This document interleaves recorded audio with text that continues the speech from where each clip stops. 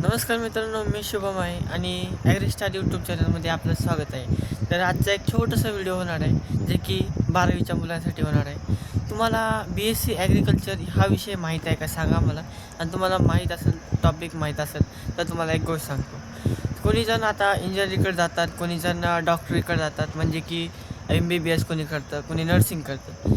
पण आपल्या देशामध्ये जे की कृषीप्रधान देश म्हणून ओळखला जातो, त्यामध्ये अशी एक डिग्री आहे. तुम्ही नक्की तिकडे येऊ शकता आणि तुम्ही बघू शकता. आता तुम्ही CET दिली असेल, CET दिल्यावर आपल्या ॲग्रिकल्चरमधून म्हणजे BSc ॲग्रिकल्चर ऑनर्स हे डिग्री आहे. तुम्ही जसं की बघू शकता सगळं बहुत म्हणजे जास्त डिग्री आहेत हां.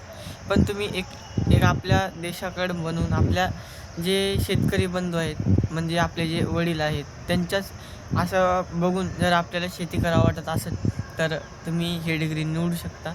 माझं एवढंच म्हणणं होतं. तर थँक्यू मित्रांनो आणि फॉलो अँड सबस्क्राईब करून घ्या.